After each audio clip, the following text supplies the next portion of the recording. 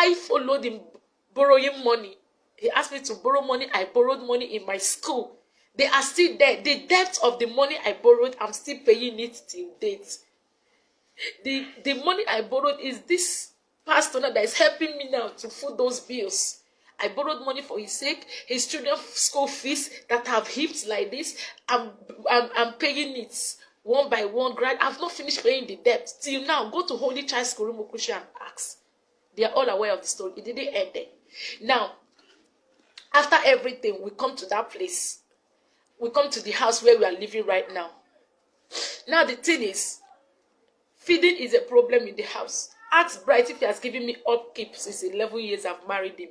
Even if it is 5,000 naira upkeep, go and ask him. Go and ask Bright if he has done anything. But I don't complain. It's normal. He may not have it. I keep living my life the way I'm living it. I keep surviving the way I'm surviving it. It didn't stop there. This same Bright, after 1 year, I returned back to him. Where he took me to the church, he has met one church he wants to be attending. I should live with him and all that. I left with him.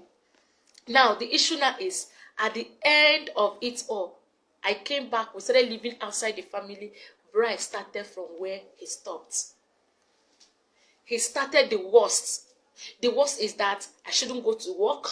I should be a housewife. During the pandemic, I shouldn't go anywhere.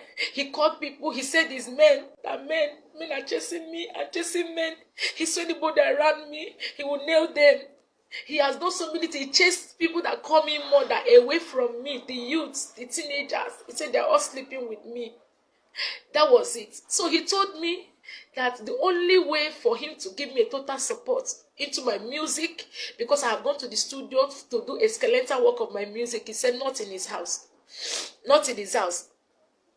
Now, the issue now is that he said I have affairs outside, that there are many men that are chasing me and all that, that I must take an oath for him. I must take an oath for him. He said I should take an oath. That's the only way he will allow me to have peace in his house. I now begged him, if I take an oath, the record of the oath is with me. I recorded it. I have record of it the day I took the oath. I said, if I take an oath for you, will that make me to be a free woman? I can go. He said, I can go to the moon. He will be sleeping. I should take an oath that there is no man that is going to sleep with me, blah, blah. I said, is it for both of us? He said, no, it's just him alone. I took that oath for Bright, just to prove to him that I am innocent. I took oath against my faith. I took oath against my faith, just to prove to him that I don't have any skeleton in my cupboard. And I asked him, do you have peace? And I say, I have peace. But that is the worst. He started doing the worst. I'll go to borrow food outside. I'll go and, no, just negligence. Sometimes they will go carry the children and buy them food for them to eat. Me, I will stay hungry. A neighbor will just give me food to eat. I will just be surviving it.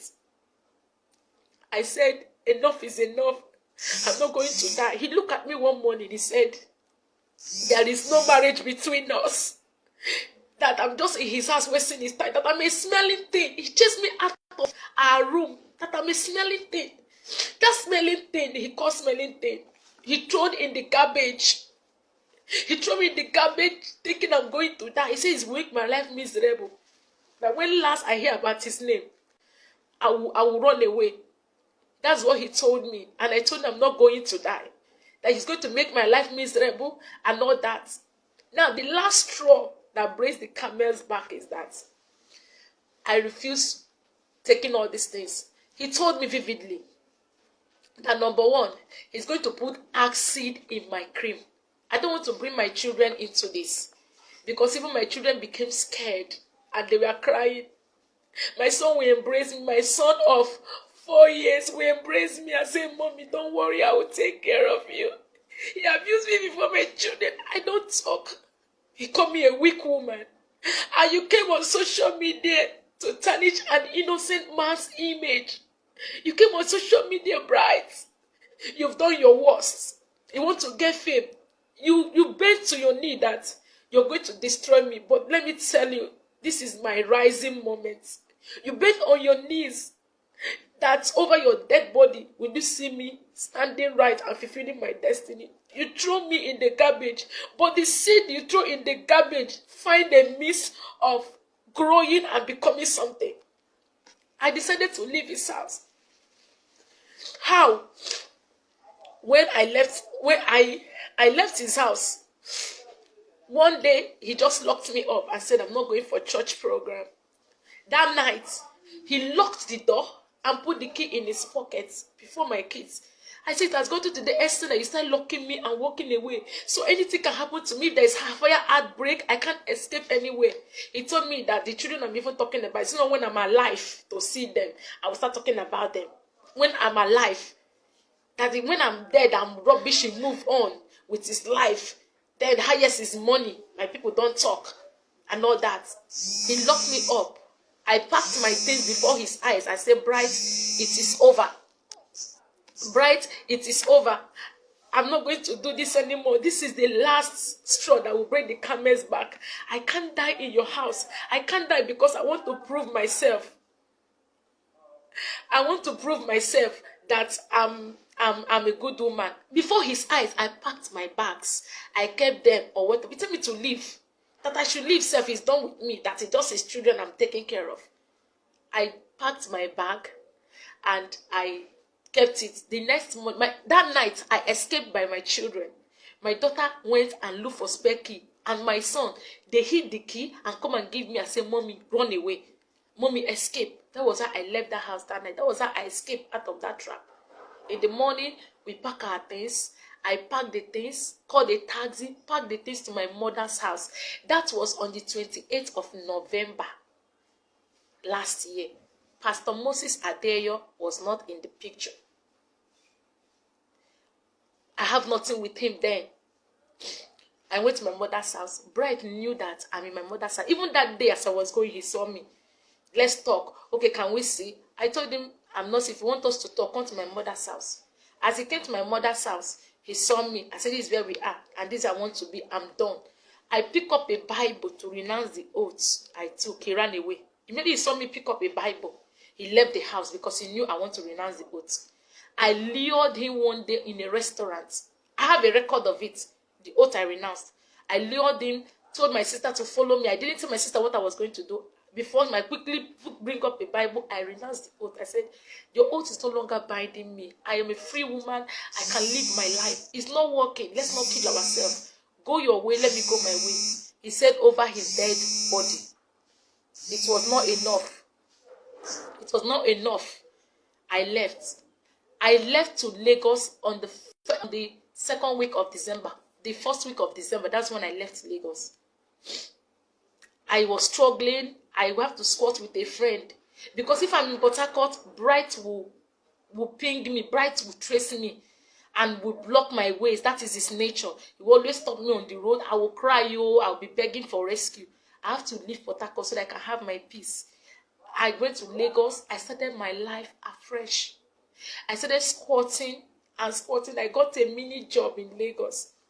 Nobody knew my story. I covered up. I started my life afresh. I started earning small money to be able to take care of myself. It didn't end there. That was how it happened. He was calling. I said it's over. Now, to make it official, I came from Lagos to Port Harcourt in April. He said I left his house in 7 months and I ran and lived with Pastor Moses Adeeyo. I've been in Lagos all this while. I came in April to my village. I went to my people and told them what has been going on. They shouted. I've been going through all this. I refused telling them. They invited Bright. The king of my community invited Bright and his father. He called his father. His father refused answering him. His father did not respond because they all know the story. Bright came with his friend. They told him to go and bring his father. He didn't bring his father. We had an agreement. We went to my house. My uncles, my father, the people that gave me anti-marriage sat. And I held my view. I opened my mouth and told them what has been happening. They all lamented. Even the friend he came with was shocked that he didn't tell him to this extent. Bright, they asked me if it is true. He said, yes, what I said was true. They said, but you never come to tell us that our doctor is not with you. You just seal it up all this while. But he said he doesn't know where I am, that I ran out of his house without his notice. He has been begging. Now, they asked me what I want. I told them that the marriage is over. I'm no longer interested. I want to move on and live my life. I'm no more interested. I have tried. This is the 4th time now. I can't be running and be coming back. I can't be running and coming back. That was how they said, okay, since you've decided to marry, we will not force you. Bright, our daughter says she's no longer interested. Whatever you've paid, they brought out the ledger, the family ledger, where they put down anything that has been done or that has been paid, bride price. They check it and they found out that Bright did not pay bride price. And I can remember vividly, before I returned after the 1 year, my uncle called him and said, you've not paid, we'll check in the list. There was no specific money. Come and do it. He just ignored it, that he has married. Because the dowry is what they're supposed to refund him. Not like the money they bought for drink and all that. They said, we don't have anything. We wanted to refund you the dowry. Look at it. There is no dowry, specific amount, whether it's 1 naira or what. That was it. Before you know it, they told him, we would have collected the children self, but because we love you, okay, go and take care of the children. Let our daughter live. And make sure you don't come after her. He pleaded that they should give him more time to plead. They said, okay, we'll give you 2 weeks. If you're able to talk to her after 2 weeks, she accepted, then you will come back. But if she didn't accept after 2 weeks, leave her alone. If you come after her, we'll come after you. I went back to Lagos. I went back to Lagos after the meeting. I wasn't with Pastor Moses Adeeyo. Pastor Moses Adeeyo is living in the church premises in World Bank Assembly. There are people there. I'm living in Lagos. I wasn't living with him. I went back to Lagos to continue my life. He do call me until I blocked him. I told him, don't disturb me again. There is nothing between us. I have moved on. I will, if I want to live my life, I want to get married, whatever. He said, over his dead body would I get married. Over his dead body would I go to another man. Over his dead body. That is him for life and death, whatever. I told him, I have nothing to do with you. You don't own my life. I have my life to live. Before I came back 2 weeks ago. Even the day as I came back on Friday, he saw me on Sunday of it when he came to see the children in my mother's house. He saw me. He saw me. I wasn't in Pastor Moses' house. He said he doesn't know where I am. He saw me. And why did I said, I have nothing to do with you. If you want to take care of the children, these are our children. Take care of them. He saw me. It's my life. He dumped me in a dustbin and all that, trying to bury me. Another man picked me up and tried to give me a new life. And he just stand up to tarnish my image. He stood up to render another man, to render an innocent man's name useless. Just because he chose to identify with me. He promised me that there is no man that wants to stand for me, that he will make them miserable. And that is what he's trying to do. But my God has frustrated his counsel. I am alive today. And I'm happy. And he wants to ruin my happiness. But I pray that God will forgive you. I pray you find forgiveness before God, bright. I pray that God will forgive you for tarnishing a man of God's image. You choose to tarnish his image because I choose to live. You want to dump me in the ground and I refuse. Now there are so many women out there who are dying like this. And because of what the society will say, they choose to die. If I have died in Bright's house, people will say, why didn't you talk? There are women that are dying. Why didn't you live? I choose to live. And I choose to find a new life and start a new life. And I've committed the worst crime. Because I refused to die in Bright's house. I refused to go through the same pain and torture. My children are going through so much emotional torture now because of his attitude and things he has done to them. But I don't want to put them in the picture. I didn't do this for you to believe me. I don't need your belief. I don't need your opinion. I don't need your support. But the same way you guys carry evil news to go viral in the social media, I want you to tell the world that I'm a woman that has strived to survive out of this storm for 11 good years. He knows 11 years of pain, 11 years of torture, 11 years of disgrace and humiliation, 11 years of pain, 11 years of crying at night. He will come back anytime, any day. I'll open the door for him. He will abuse me and call me a useless woman. All these things happen. Now the thing is, I choose to marry. I have the right to marry whosoever I want to. If I found